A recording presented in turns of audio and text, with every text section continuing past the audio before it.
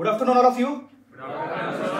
Mummy daddy को और भगवान को प्रणाम करता हूँ और आज के इस सेशन की शुरुआत करता हूँ और टेडेक्स ने यहाँ पे इनवाइट किया इसलिए उनका थैंक यू बोलता हूँ। एक बार खुद के लिए जोरदार तालियां बजाइए। मेरा नाम रविंद्र भारती है। एजुकेशन मेरा आईटी इंजीनियरिंग हुआ है और उसके साथ मैंने एनसीएफएम एनआईएसएम सर्टिफिकेशन किए है और पिछले 18 साल से मैं स्टॉक मार्केट में एज अ ट्रेनिंग इन्वेस्टमेंट करके बिजनेस कर रहा हूँ। फार्मर फैमिली से बिलोंग करता हूँ।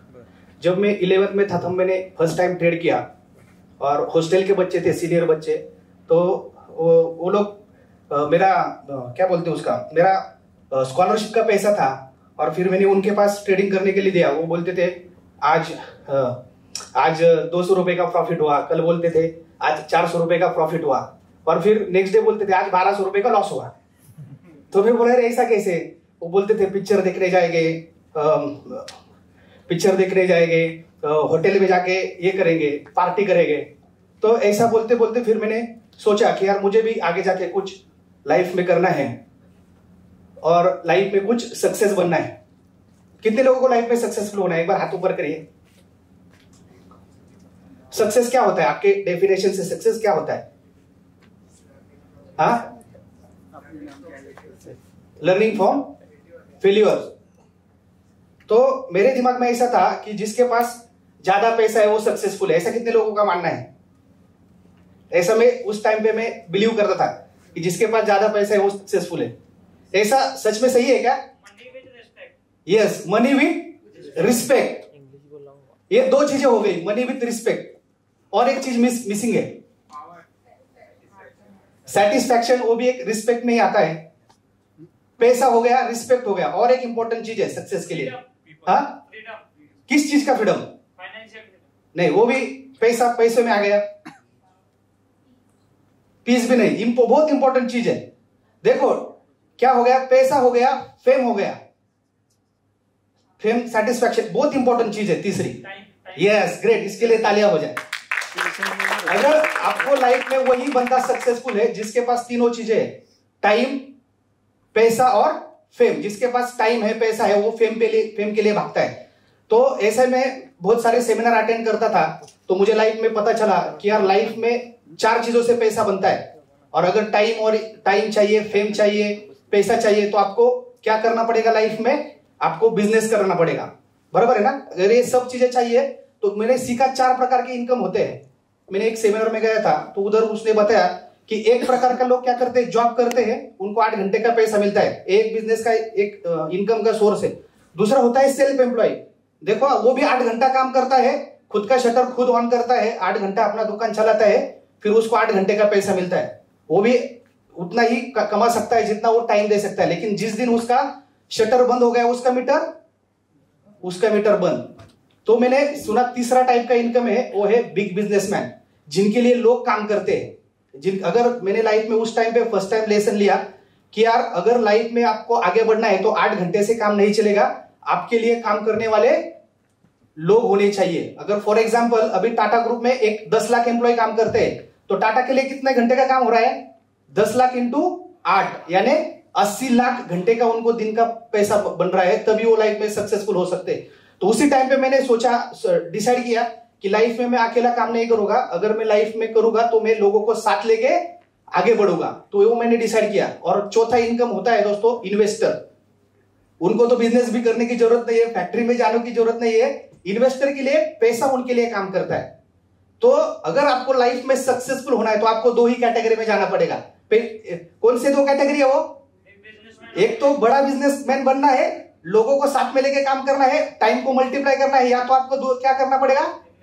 इन्वेस्टर बनना पड़ेगा। ये दोनों में से आप एक करियर चूज करोगे ना, उस पाथ पे आप जाओगे तो लाइफ में क्या बनोगे? आप सक्सेसफुल बन जाओगे। तो ये मैंने सीखा। उसके बाद मैंने सीखा यार ऐसे उसके बाद मैंने ट्रेडिंग में चालू किया कि सीखना चालू किया डिटेल में कि यार मेरा लॉस क्यों हुआ, मेरा स्टॉप लॉस टारगेट रेशो सही नहीं था। फिर मैंने किताबें पढ़ना चालू किया उस टाइम पे। और फिर मेरा एक कोच थे गोपाल गली सर, उनके पास मैंने बैठ के जाके उनके पास मैंने सीखा कि उनका ऑथर, मैंने एक बुक था, वो ऑथर पुणे के थे, तो उनके घर जाके उनको बताया कि सर मेरा ऐसा लॉस हुआ, दोस्तों के साथ मैंने मिलके ट्रेड किया तो उस टाइम पे मेरा लॉस हो गया। तो उन्होंने बोला कि 80-20 रूल, 80% लॉन्ग टर्म इन्वेस्टमेंट करो, 20% अमाउंट पे ट्रेड करो।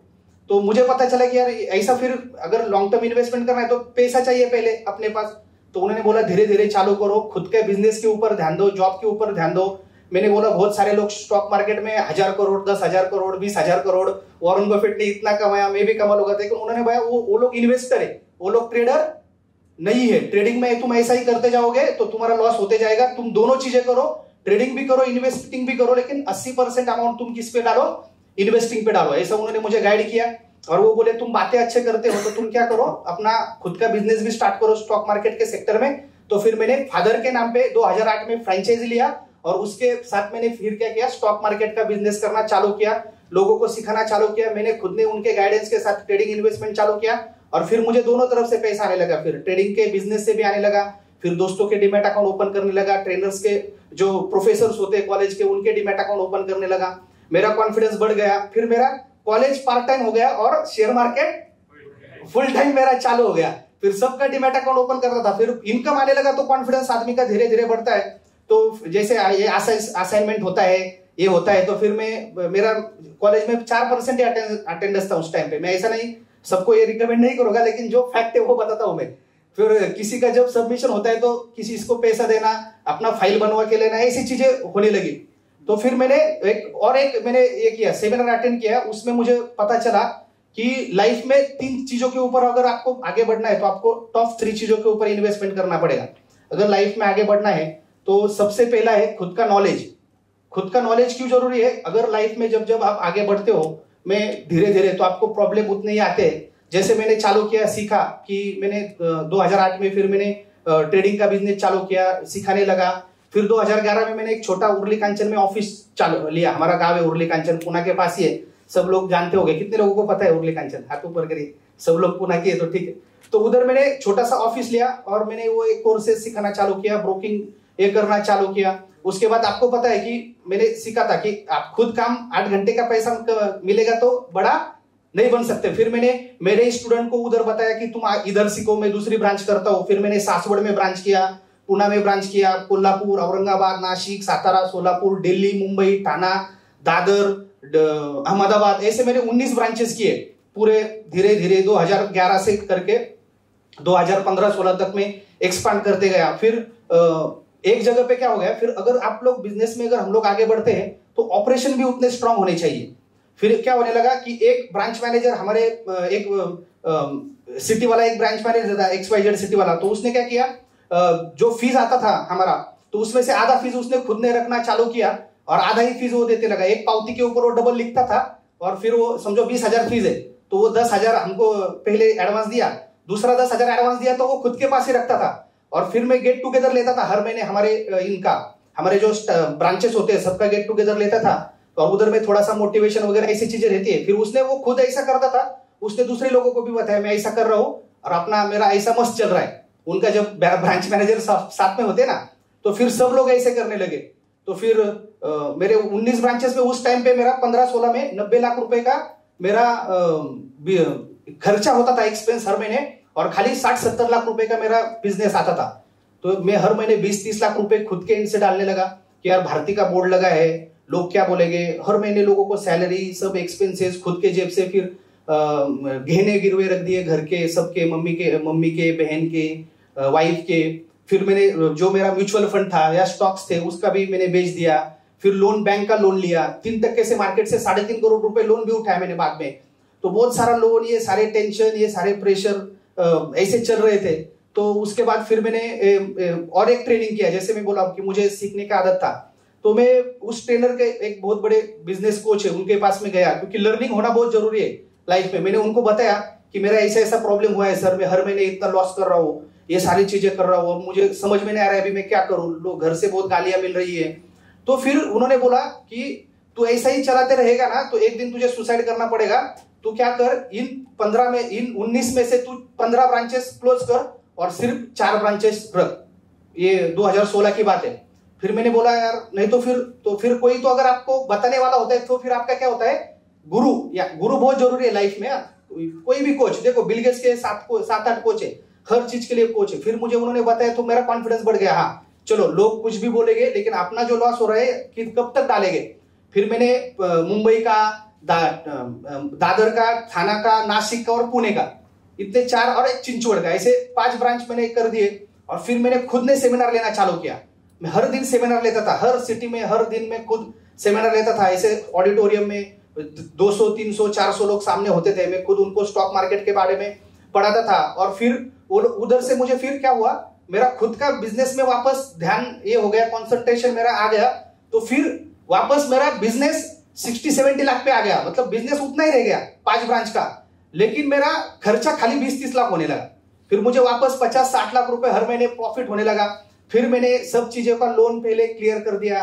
फिर मैंने जिनका घर का गहना गिरवी रखा था वो सबको वापस करके दिया। फिर मैंने इन्वेस्टिंग चालू किया मार्केट में, और ऐसा बिजनेस फिर वापस ऑनलाइन में डिजिटल मार्केटिंग सीखने लगा। फिर कैसे बिजनेस बढ़ रहा है ये सारी चीजें मैं सीखने लगा और धीरे धीरे बढ़ने लगा। वापस फिर 2020 में आया अपना कोविड आया, फिर सबको ऑनलाइन होना पड़ा। फिर मैंने ऑनलाइन सेटअप किया, और ऑनलाइन सेटअप से मैंने फिर मराठी में पहले ट्रेनिंग करना चालू किया। भारतीय शेयर मार्केट मराठी करके मैंने चैनल चालू किया। ऐसे 2-3 चैनल मैंने हिंदी में बात करना चालू किया। ये लोगों को इतना पसंद आया मेरा सिखाना। फिर बहुत सारा क्या बोलते हैं उसको, बहुत सारा बिजनेस आने लगा, बहुत सारी चीजें इन्वेस्टिंग फिर मैंने डाइवर्सिफाइड किया कोविड में। फिर मैंने भारतीय रिजॉर्ट करके फिर रिजॉर्ट के बिजनेस में आया। फिर मुझे पता चला कि यार अपने को अगर और आगे बढ़ना है तो ब्रोकिंग में आना है। तो फिर हमारा ब्रोकिंग कंपनी मैंने खुद का चालू किया। फिर उसके लिए सॉफ्टवेयर की जरूरत है बिजनेस के लिए, टेक्नोलॉजी की जरूरत है बिजनेस के लिए। ये सारी चीजें मैंने धीरे धीरे करना चालू किया। अगर आप लाइफ में डिसाइड करते हो और आप उसको ठान लेते हो कि हाँ मुझे सारी चीजें करनी है, तो फिर मैंने वो चीजें करना चालू किया। फाइनेंशियल प्लानिंग के ऊपर मैं बहुत काम करने लगा। आर्थिक साक्षरता, फाइनेंशियल लिटरेसी लोगों तक आनी चाहिए, क्योंकि बहुत सारे लोग बोलते हैं सर मेरा लॉस हुआ, इन्होंने मुझे इतना % का रिटर्न का गारंटी दिया था। दोस्तों मुझे, अगर आपको फाइनेंशियल प्लानिंग और मनी मैनेजमेंट लाइफ में आगे जाने के लिए फाइनेंशियल प्लानिंग और मनी मैनेजमेंट होना बहुत जरूरी है। आज आपके पास आने वाला 1 रुपया आपको आगे 10 साल में आप किधर जाने वाले हो ये डिसाइड करने वाला है। आप उसको किधर इन्वेस्ट करने वाले हो। एक चीज लाइफ में हमेशा ध्यान में रखने का, इन्फ्लेशन और रिटर्न्स। क्या कौन सी 2 चीजें इंपॉर्टेंट है? इन्फ्लेशन और रिटर्न्स। देखो 6 से 7% हमारे इंडिया में इन्फ्लेशन बढ़ता है अगर हम रिटेल प्राइस देखें, और अगर हमको बैंक में भी 6-7% मिलता है तो हमारा नेट प्रॉफिट कितना हो गया? 0। क्योंकि अगर आज कोई चीज 100 रुपए को मिल रही है और अगले साल वो 107 में मुझे मिलेगी, और बैंक में भी मेरे 107 रुपए ही हो गए, 100 के 107 हो गए, तो मेरा कुछ भी प्रॉफिट नहीं हुआ, मेरा नेट ग्रोथ 0 हो गया। एक बात ध्यान रखना, किधर भी 1 रुपया इन्वेस्ट कर रहे हो, इन्फ्लेशन के ऊपर कितना आ रहा है ये आपको क्या होना चाहिए, ये आपको पता होना चाहिए कि मैं 1 रुपया भी लगा रहा हूं ना, मुझे इन्फ्लेशन के ऊपर कितना आ रहा है। कम से कम मुझे 10, 12, 15, 20% के रिटर्न्स मिलने चाहिए। सबसे इंपॉर्टेंट लाइफ में आपको क्या करना है, फाइनेंशियल प्लानिंग में आपको 6 महीने का एक इमरजेंसी फंड बाजू में रखना है, क्योंकि कभी भी लाइफ में कुछ भी हो सकता है। कोविड में बहुत सारे लोगों को ये हुआ कि यार घर चलाने के लिए भी लोगों से, दूसरों से क्या करना पड़ा, पैसा लेना पड़ा या सामान लेना पड़ा। तो एक चीज इंपॉर्टेंट है फाइनेंशियल प्लानिंग में, सबसे इंपॉर्टेंट क्या, 6 महीने का अपना इमरजेंसी फंड होना चाहिए। सबको ध्यान में रखो, बिजनेस कर रहे हो या जॉब कर रहे हो, 6 महीने का पैसा एक अलग अकाउंट में होना ही चाहिए। दूसरी चीज क्या, अगर पहला 6 महीने का अगर हमारा ये होता है तो उसके बाद सबसे इंपॉर्टेंट आता है टर्म इंश्योरेंस और मेडिक्लेम। आया समझ में? तो मेडिक्लेम होना चाहिए अपना, और अपना टर्म इंश्योरेंस एक होना चाहिए। टर्म इंश्योरेंस क्यों होना चाहिए? अगर मैं फॉर एग्जांपल अगर मैं 1 लाख रुपए कमाता हूं और अगर मेरा कल कुछ हो जाए तो मेरा फैमिली क्या होना चाहिए, सिक्योर होना चाहिए। आप लोग भी ध्यान में रखो, कभी को कोई किसी का हो सकता है, पता नहीं है। साइरस मिस्त्री जैसा बड़ा आदमी, आपको पता है कि कुछ हुआ, पता था क्या उनको क्या होने वाला है कल? हम में से भी किसी को पता नहीं है कि कल क्या होने वाला है। एक बात ध्यान रखने की, अगर मैं कल नहीं रहा तो मेरे घर में उतना पैसा आएगा क्या हर महीने? नहीं आएगा, तो मेरा फैमिली रिस्क में है। इसलिए एक टर्म इंश्योरेंस लाइफ में अपने होना जरूरी है। आप लोग अभी यंग हो, अपने मम्मी पापा का टर्म इंश्योरेंस होना, जो जिसका इनकम है उसका क्या होना चाहिए, टर्म इंश्योरेंस होना चाहिए। तो वो एक ध्यान में रखो, अपने फैमिली में टर्म इंश्योरेंस है क्या, हेल्थ इंश्योरेंस अपने फैमिली में है क्या। उसके बाद आता है फिर इन्वेस्टिंग।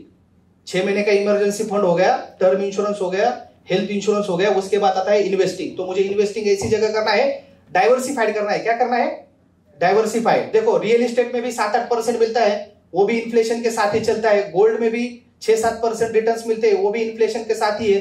एफडी में भी उतना ही मिलता है। अगर हमको ज्यादा रिटर्न्स चाहिए तो हमको कुछ फंड हमको इक्विटी में यानी बिजनेस में क्या करना चाहिए, डाइवर्ट करना चाहिए, जिधर से मुझे 10%, 15%, 20% रिटर्न मिले। तो आपको अगर दो चीजों में, इक्विटी यानी शेयर्स यानी स्टॉक्स, आपको दो जगह पे आप इक्विटी में डाल सकते हो, या तो खुद के इक्विटी में खुद का बिजनेस शुरू करके खुद का बिजनेस बढ़ाओ, या तो दूसरे के अच्छे बिजनेस में इन्वेस्ट करो। दो तरह के इन्वेस्टमेंट है। मैं हमेशा कहता हूं टॉप 3 इन्वेस्टमेंट में सबसे पहला इन्वेस्टमेंट आता है खुद का नॉलेज। आया समझ में? ये हो गया पहला इन्वेस्टमेंट। सीखते जाओ, स्किल बढ़ाओ, हर चीज, क्योंकि आपका दुनिया के अमीर लोगों में और हम उनमें और हम में फर्क पैसों का नहीं है, फर्क किस चीज का है? नॉलेज का है। आज 96% लोगों के पास दुनिया का सिर्फ 4% पैसा है, और 4% लोगों के पास पूरे दुनिया का 96% पैसा है। तो उन 4% लोगों में और हमें फर्क किस चीज का है? नॉलेज का सिर्फ फर्क है। ऐसा कहा जाता है पैसा वापस सब में बांटा जाए ना तो सबके अकाउंट में 40-40 करोड़ रुपए आ जाएंगे। हमारे अकाउंट में अभी कितना होना चाहिए? अगर वर्ल्ड में सब पैसा बांटा जाए तो कितना होना चाहिए?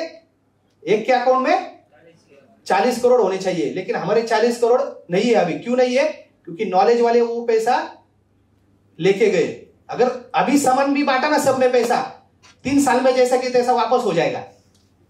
क्यों? क्योंकि हमारे पास वो नॉलेज नहीं है वो पैसा मैनेज करने का। तो इसलिए सबसे इंपॉर्टेंट क्या है? खुद का नॉलेज, उसके बाद खुद का बिजनेस। क्या जरूरी है? खुद का बिजनेस। खुद का बिजनेस स्टार्ट करोगे, खुद के बिजनेस में इन्वेस्ट करोगे, वो भी क्या हो गया? अपना एक तरह का क्या हो गया? वो भी अपना इक्विटी हो गया। देखो दुनिया के जो अमीर लोग हैं, आपने मुकेश भाई के पास उनका रिलायंस का सबसे ज्यादा उनका स्टेक है, इसलिए वो दुनिया में अमीर में है। बिल गेट्स में माइक्रोसॉफ्ट के सबसे ज्यादा स्टेक है, इसलिए वो दुनिया के अमीर के लिस्ट में। बर्कशायर हाथवे का सबसे ज्यादा स्टेक वॉरेन बफेट के पास है, इसलिए वो सबसे ज्यादा अमीर है। फेसबुक का सबसे ज्यादा स्टेक मार्क जुकरबर्ग के पास है, इसलिए वो सबसे ज्यादा अमीर है। उन्होंने क्या किया? इक्विटी में इन्वेस्ट किया, लेकिन किसके इक्विटी में? खुद के। खुद का धंधा चालू किया, खुद के इक्विटी को, खुद के बिजनेस को बड़ा किया।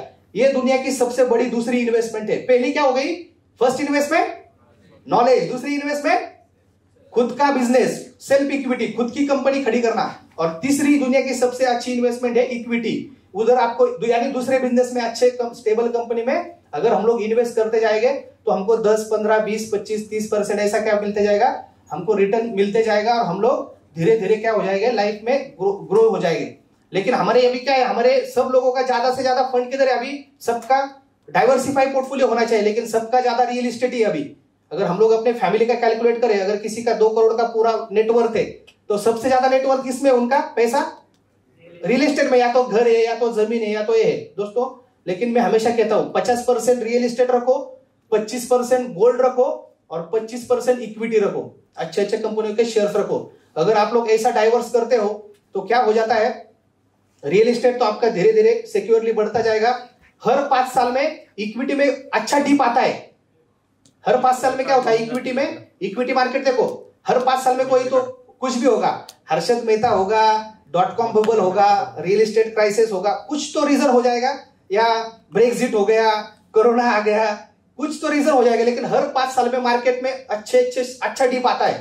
30%, 40% का, 20% का डिप आता है। तो उस टाइम पे अच्छे अच्छे कंपनियों के शेयर्स 50%, 60% हमको क्या होते हैं? कम प्राइस पे उस टाइम पे मिलते हैं। तो उस टाइम पे हमारे पास अगर पैसा नहीं होता, लेकिन जब मार्केट गिरता है अपने पास पैसा होता है क्या इन्वेस्ट करने के लिए? उस टाइम पे पैसा नहीं होता है। इसलिए जो हमने 25% हमने गोल्ड में रखा है ना, उस टाइम पे वो हम लोग तुरंत उसको लिक्विडेट करके उसको क्या कर सकते हैं? इक्विटी में उधर हम लोग शिफ्ट कर सकते हैं। और उस टाइम पे आपको 1 से 1.5 साल में, देखो जितना डीप आया है लाइफ में, मार्केट जब जब नीचे गिरा है, 1 से 1.5 साल में उसने नया हाई बनाया है। 1 से 1.5 साल में पैसा डबल ट्रिपल करके दिया है, क्योंकि वापस मार्केट आपको पता है बाउंस बैक। कितने लोगों ने देखा ये सारी चीजें, ऑब्जर्व की है? आया समझ में? तो उस टाइम पे आपके पास कौन सा पैसा होगा? गोल्ड वाला पैसा होगा। वापस आपका वो पैसा 1, 1.5, 2 साल में डबल हो गया। उसमें से जो पोर्शन गोल्ड बेचा था उतना वापस क्या किया? गोल्ड लिया वापस। 50% जो रियल एस्टेट, 25% इक्विटी और 25% गोल्ड। दोस्तों इस तरह से आप करते जाओगे तो आप लोग फाइनेंशियल प्लानिंग या मनी मैनेजमेंट में लाइफ में धीरे धीरे आप लोग आगे बढ़ते जाओगे। तो हम लोग कंक्लूड करते हैं, सबसे इंपॉर्टेंट क्या है? अगर हमको लाइफ में बढ़ना है तो हमको क्या चीजें करनी पड़ेगी? सक्सेस होना है, या तो हमको बड़ा बिजनेसमैन बनना है, या तो इन्वेस्टर बनना है। ये 2 चीजें अपने को करनी है, और 3 चीजों पे इन्वेस्ट करना है। खुद का माइंड, खुद का बिजनेस और इक्विटी। और दोस्तों ये भगवान ने सबको इतना पावर दिया है, आप जो सोचोगे, जो चाहोगे वो पाओगे। Thank you very much, all the best.